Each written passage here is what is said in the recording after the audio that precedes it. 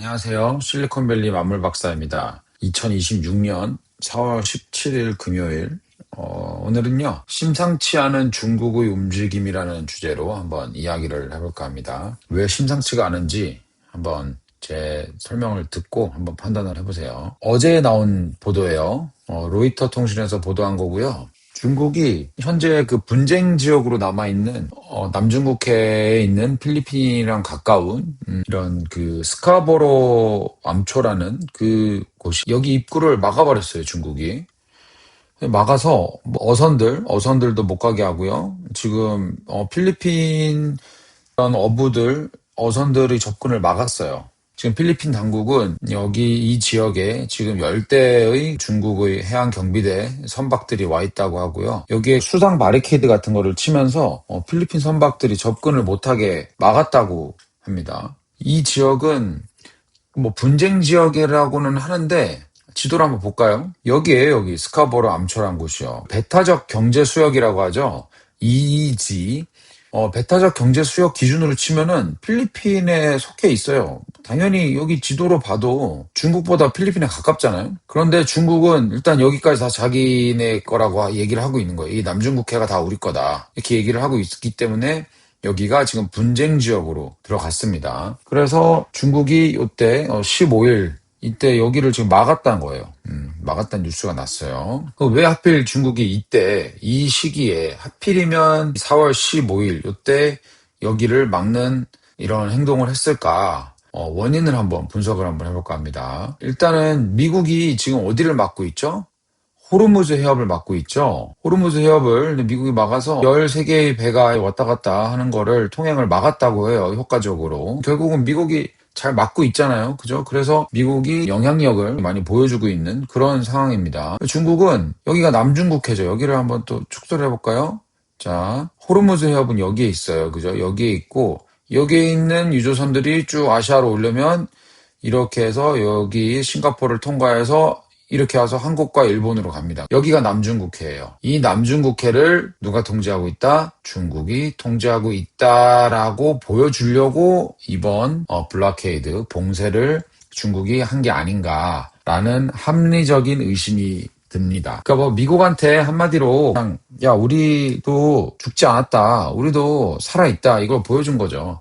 그러면 미국의 이 호르무즈 해협을 미국의 봉쇄가 결국은 이란 수출 원유 90%를 사고 있는 중국으로 지금 가는 걸 막게 된 꼴이잖아요. 이게 미국은 대놓고 중국으로 가는 걸 막기 위해서 한 게 아니다라고 얘기를 하고 있지만 결국은 이란으로부터 나오는 선박을 못 나가게 하겠다라는 건 원유 수출을 하지 말라는 거잖아요. 중국이 이란의 원유를 수입을 못한다. 이렇게 되고 있는 거죠. 그러니까 중국 입장에서 아마도 베이징에 이 소식이 들어가고 난 이후에 중국의 관리들이 이거 우리 가만히 있으면 안 될 것 같다. 모양새가 안 좋잖아요. 모양새가 안 좋으니까 그럼 우리도 뭔가 한번 하자. 이렇게 해서 아마 이 스카보로 암초 여기를 봉쇄를 한 게 아닌가라는 생각이 듭니다. 때마침 지금 여기서 뭘 하고 있냐면요. 이게 Stars and Stripes라고 그 미국 국방부에서 발행하는 신문이에요. 여기서 이 기사 보시면요. 4월 14일이죠. 15일 날 이 중국의 이 봉쇄 기사가 나왔는데 14일 날 무슨 기사가 났냐면은 필리핀에서 지금 군사 훈련을 하고 있어요. 이 훈련 이름이 발리카탄이라고 이렇게 어깨를 맞대고 하는 훈련이죠. 그러니까 서로 우리 파이팅 해보자 이런 훈련이에요. 근데 여기 훈련에 참가하는 국가들이 필리핀, 호주, 캐나다, 프랑스, 일본, 뉴질랜드 이렇게 해서 규모가 꽤 큽니다. 17,000명이 참가를 해요. 굉장히 큰 규모죠. 미군은 여기서 10,000명 정도 참가를 합니다. 미군이 10,000명 정도 참가를 한다고 했고요. 하여튼 굉장히 많은 미군들이 참가하는 훈련이에요. 이게 어디서 이루어지고 있냐? 지금 필리핀에서 이루어지고 있죠. 그리고 필리핀은 지금 원래라면 미군이 주둔을 했던 곳이잖아요. 그런데 필리핀의 반미 정서가 강해지면서 미군이 다 물러났었죠. 물러났다가 이제 필리핀 최근 그 대통령이 마르코스 주니어예요. 필리핀 대통령이. 근데 마르코스 주니어 대통령이 친미적으로 지금 흐르고 있는 거죠. 친미 행보를 보이면서 미군이 이제 순환 배치 비슷하게 이렇게 지금 되고 있습니다. 그래서 필리핀에 미군이 꽤 많아요. 순환 배치를 하는 거죠. 상시 주둔은 아니고. 그래서 지금 여기서 훈련이 이루어지고 있는데 거기에 대한 항의 차원도 있죠. 중국 입장에서는. 여러모로 지금 존재감을 나타내기 위해서 지금 이러한 봉쇄를 시행했다라고 생각이 들고요. 이건 뭐 결국은 뭐겠어요. 다음 달에 트럼프랑 시진핑이 정상회담을 하잖아요. 여기서 주도권을 뺏기지 않겠다 이거죠. 너희가 호르무즈 해협 막으면 우리도 남중국해 통제할 수 있다. 이거를 보여준 거고, 뭐 미국은 더 이상 뭐 여기서 지금 이란 전쟁하기에도 지금 바쁘기 때문에 미국이 여기에 대해서 뭐 특별히 항의 성명을 내거나 그러지는 않았어요. 물론 필리핀 입장에서는 짜증나죠. 지도에서 딱 봐도 자기 근처잖아요, 여기가요. 근데 이거에 대해서 사실 미국도 그동안은 큰 목소리를 내지는 않았어요. 왜냐면은 뭐 필리핀이 반미 정서가 굉장히 강했기 때문에 우리가 굳이 이런 데까지 목소리를 내야 되냐. 하지만 언론적인 얘기는 했죠. 국제 수역에서의 통행의 자유는 보장이 돼야 된다. 이 정도 선이었는데 이번에 군사훈련도 하고 17,000명이면 굉장히 큰 규모잖아요. 그리고 참가하는 국가들도 많고요. 일본도 이번에 군인들을 꽤 많이 보냈더라고요, 보니까. 결국은 여기 이 스카보로 암초의 그 소유권을 주장하는 중국을 견제하는 국가들이 다 모인 거예요. 그래서 이거에 대한 어떻게 보면 대응 성격도 강하다 이렇게 생각이 됩니다. 이란 전쟁이 진행되고 있는 가운데 미국이 호르무즈 해협을 봉쇄한 것에 대한 대응의 성격이 굉장히 강하다라는 생각이 들고요. 결국은 이런 걸 통해서 다음 달에 있을 미중 정상회담에서 우리는 주도권을 빼앗기지 않겠다라는 강력한 의지를 보여준 것으로 저는 생각이 듭니다. 또 하나 제가 심상치 않은 움직임이라고 했잖아요. 그죠? 예. 또 하나의 움직임이 있어요. 이것도 로이터의 단독 보도예요. 로이터 통신 단독 보도인데 이것도 어제 났어요. 중국 정부가 태양광 생산 설비죠. 제조 설비의 수출을 미국으로의 수출을 막는 것을 검토하고 있다라고 발표를 했어요. 보도를 했어요. 아직 공식적으로 확인된 건 아닌데 지금 이러한 움직임이 있다라고 지금 보도를 했고 아마도 만약에 되지 않는다 그러면은 이것을 다음 달에 열리는 미중 정상회담에서 레버리지로 충분히 쓸 수 있을 거라고 저는 생각이 됩니다. 이게 지금 이 시점에서 왜 나왔냐가 중요하죠. 태양광이. 전반적인 태양광 산업을 보면요. 원래 1990년도부터 해서 2000년도까지만 하더라도 중국이 그렇게 두각을 나타내는 그런 플레이어는 아니었어요, 중국이. 그런데 중국이 2000년대 초 중반부터 정부에서 엄청나게 이제 태양광 쪽에 투자를 합니다. 지금은 그래서 거의 태양광은 중국산이 90% 이상인데 그때 2000년대 초 중반부터 시작된 중국 정부의 투자 때문에 된 거예요. 중국 정부가 어떤 전략을 썼냐면 정부에서 엄청나게 투자를 해줘요. 미친 듯이 투자를 해서 엄청나게 많은 물량을 뽑아냅니다, 중국이. 그래서 그걸 어떻게 했냐? 덤핑을 한 거예요. 전 세계 태양광 시장을 대상으로 싼 값에 그냥 마구 뿌린 거예요. 그러니 다른 기업들이 살아날 수가 있어요. 못 살아남죠. 그래서 결국은 다른 기업들, 경쟁사들을 다 말라 죽이고 지금은 이제 남은 데가 없으니까 중국 업체들밖에 없고 이제 이 과정에서 어떻게 됐냐면은 결국은 태양광 패널을 싸게 공급하려면 태양광에 대한 모든 그 공급망 수직 계열화 시켜서 중국 내에서 다 가능하게끔 만들어야 될 거잖아요. 그래서 2000년대 초 중반부터 투자를 계속 했던 거예요, 중국이. 수직 계열화를 중국 내에서 다 가능하게끔 만들었어요. 그래서 중국 내에서 이제 생산 설비부터 생산, 뭐 모든 걸 다 해버리는 거예요. 이게 중국은 태양광 설비가 수저우, 장수성이라고 하더라고요. 수저우 여기 있죠?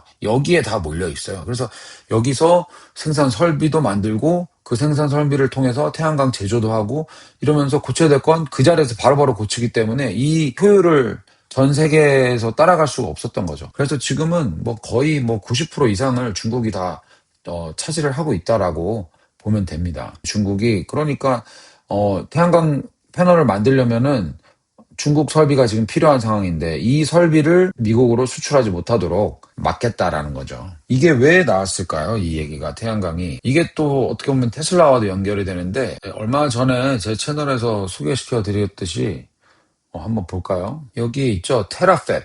네. 이거를 보면 되게 도움이 많이 될 거예요. 이 태양광이 얼마나 중요한지. 볼까요? 여기서 잠깐 보면요. 자, 이 부분이 나와요.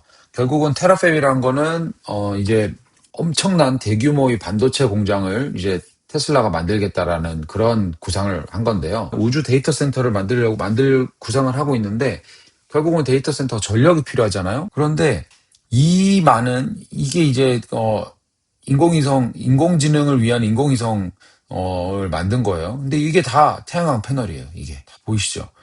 이게 테슬라 옵티머스 로봇이고 이 전체가 아파트 14층, 15층 높이 정도 됩니다. 근데 이게 요 정도 크기니까 당연히 한 25층 정도 되겠죠? 아파트 25층 길이를 거의 전부 다 태양광 패널이 다 차지를 하는 거예요. 이 전력을 만들기 위해서. 그죠? 이 전력을 만들기 위해서 우리가 그러면은 태양광 패널 생산 시설을 미국으로 가져오겠다라고 해서 이 테라페 발표되기 전에 테슬라 관계자들이 중국 태양광 설비 제조사를 방문을 했어요. 둘러보고 갔다는 보도가 나왔어요. 그런데 이 보도가 난 이후에 어떤 일이 있었냐면은 이 보도가 난 이후에 중국의 고위직 공무원들이 이 업체를 방문을 해서 불러서 이게 어떻게 된 건지 확인을 했다라고 후속 보도가 나왔어요. 그 말은 뭐냐면은 테슬라가 와서 너희 뭐 보고 갔냐, 뭐 물어봤냐, 앞으로 어떻게 할 거냐, 이 얘기를 한 거죠. 지금 이런 정보들을 중국 정부가 다 취합을 해서 결국은 이런 태양광 제조 설비 수출 금지 조치를 지금 검토하고 있다라는 보도가 나온 것 같고요. 결국은 인공지능, 우주, 뭐 이런 첨단 산업에서 미국으로 주도권을 넘겨주지 않겠다 이런 거죠. 결국은 우주에서 지금 전력을 생산할 수 있는 가장 효율적인 길은 이 태양광이거든요. 근데 이거를 90%를 우리가 쥐고 있으니까 그렇다면 이거를 못하게 막겠다 이거죠. 이렇게 되면은 사실은 테슬라의 테라팹 여기서 더 나아가서 우주 인공지능 데이터 센터 이런 계획에 실질적으로 상당히 큰 타격을 받게 될 수밖에 없어요. 솔라 패널, 이 태양광 패널이 없으면 인공지능 데이터 센터에 전력 공급을 못 하잖아요. 앞으로 어떻게 될지 좀 지켜봐야겠지만 지금 상황으로 봐서는 상당히 구체화가 된 것 같고요. 다음 달 미중 정상회담에서 어떤 결과가 나올지 이거를 레버리지로 쓸지 이런 것도 좀 잘 봐야 될 것 같습니다. 도대체 이 태양광 기술이 이게 뭐길래 중국밖에 못 만드냐 이런 궁금증이 생길 수도 있잖아요. 이 기사에 보시면은 우주 인공지능 데이터 센터를 만들기 위한 이 태양광 패널은요 효율이 좀 더 높은 걸 당연히 쓰는 게 좋겠죠. 왜냐면 우주는 아무래도 낮과 밤도 없고 훨씬 더 효율이 좋으니까 안 그래도 효율이 좋은 환경에서 패널 자체의 효율이 더 좋다면 훨씬 더 좋아지겠죠. 생산할 수 있는 전력의 양이. 이거를 해줄 수 있는 기술이 이게 HJT라는 거예요. HJT가 뭐냐면은 헤테로 정션 테크놀로지로 해서 이종 접합이라고 해요. 보면 이게 이 실리콘 웨이퍼 여기에 이 실리콘과 여기 이 두 개를 접합시켜가지고 효율을 높인 거예요. 결국은 이 효율이 보통 태양광 패널의 효율이 20% 초반대예요. 굉장히 낮죠. 그런데 이거를 쓰면은 그래도 한 20% 중후반대까지 태양광의 발전 효율을 높일 수가 있다고 합니다. 그래서 이거를 생산하는 제조 설비를 중국이 생산을 하고 있는 거예요. 그래서 이거의 수출을 막겠다는 거죠. 이거 수출이 막히면 태양광 패널을 생산할 수는 있지만 효율이 떨어지는 거기 때문에 결국은 이걸 지구에서 다 만들어서 가지고 올라가야 되잖아요. 최대한의 효율을 내야 되는 장비들을 우주로 올려보내야 되는데 그렇지 못하면 테슬라나 스페이스X 입장에서도 손해가 크겠죠. 중국은 하여튼 뭐든 미국과 경쟁을 계속 하고 있는 거예요. 지금 계속 경쟁을 하고 있기 때문에 우리가 절대 이걸 뺏기지 않겠다 이런 게 굉장히 지금 강한 거죠. 그렇습니다. 그래서 어제 두 개가 로이터에서 단독 보도로 나왔는데 이게 다 지금 중국과 관련된 거예요. 결국은 이거는 지금 이란 전쟁과도 연결이 되고 중국과 미국 이런 패권 경쟁 이것과도 연결되고 다음 달에 있을 미중 정상회담과도 연결이 되는 그런 상황입니다. 결론은요. 미국과 중국은 계속 싸워요. 계속 싸우고 다음 달에 있을 미중 정상회담 뭔가 큰 합의를 이끌어내서 트럼프 대통령과 시진핑 주석이 서로 감싸 안고 악수하고 웃고 이런 화면이 안 나옵니다. 절대 나올 수가 없어요. 미국과 중국은 계속 견제해요.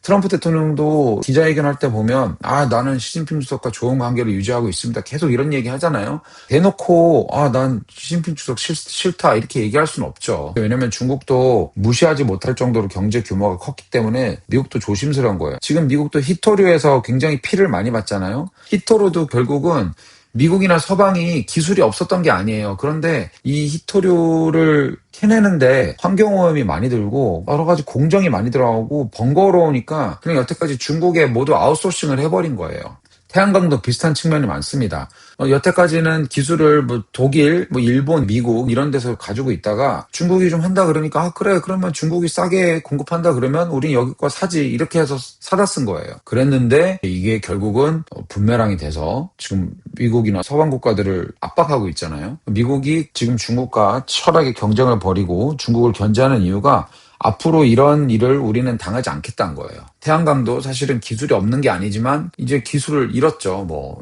10년이 넘었잖아요. 거의 20년 가까이 됐잖아요. 그렇기 때문에 지금 당장 중국이 제조 설비 수출을 막는다? 그러면 미국, 정확하게는 테슬라, 스페이스X의 이런 인공지능, 우주 인공지능 데이터 센터의 계획이 늦어질 가능성이 굉장히 큽니다. 이거를 또 막기 위해서 일론 머스크는 또 많이 노력을 하겠죠. 왜냐면 테슬라의 기가팩토리가 상하이에 있고 중국 고위직들이랑 연결고리도 좀 있으니까요. 상대적으로 이런 기술을 가지고 있는 중국을 제외한 다른 업체라든지 이런 고효율 패널을 만들 수 있는 다른 기업들 가치는 상대적으로 좀 더 올라갈 것 같아요. 이거 뭐 히토류도 마찬가지입니다. 중국 말고 다른 데서 생산할 수 있는 히토류를 만들어낼 수 있는 서방 기업들의 가치가 계속 오르고 있잖아요. 계속 관심을 받고 있고요. 솔라 패널도 이제 마찬가지가 될 거예요.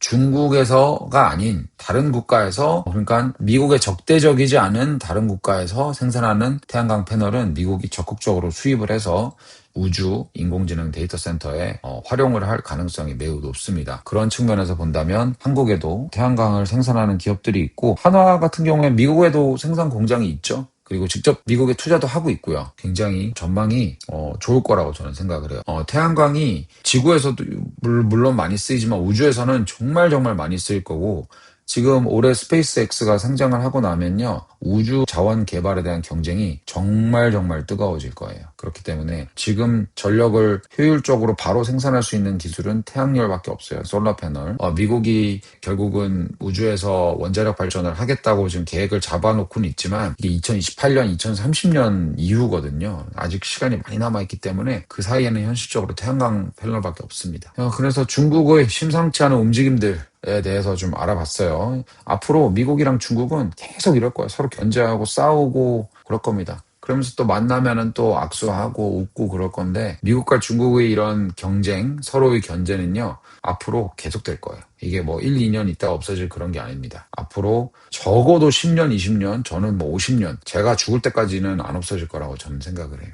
네, 한번 두 기사로 중국의 최근 심상치 않은 움직임들, 이걸 좀 살펴봤고요. 오늘 마무리를 하면서 볼 사진은요, 이거예요. 이게 한국 같죠? 네, 여기가 제가 워싱턴에 갔을 때 이때 머머리얼 데이였거든요. 퍼레이드를 했었는데 여기 한국 전쟁, 베트남 전쟁 참전 영사들이 퍼레이드에 참가를 했길래 사진을 한번 찍어봤습니다. 사람 굉장히 많았어요. 워싱턴 그 중심가에서. 참고로 워싱턴에 가시려면은 여기가 굉장히 넓어요. 돌아다니기 되게 힘든데 우버 같은 걸 사용하면요, 차 말고 킥보드 같은 거 있죠. 킥보드 같은 것도 빌려 탈 수 있어요. 그래서 그것 타고 돌아다니시면 훨씬 좀 더 편하고, 내려서 잠시 세워놨다가 사진도 찍고 둘러보고 이렇게 하기 편리하더라고요. 저희도 그랬는데, 혹시라도 워싱턴에 가실 일이 있으면은 힘들게 걷지만 마시고 우버를 이용해서 스쿠터, 킥보드 타고 다니는 것도 좋은 방법 중에 하나라고 생각이 듭니다. 네, 오늘 영상은 여기까지 하고요. 지금까지 시청해주셔서 감사합니다. 실리콘밸리 만물박사였습니다.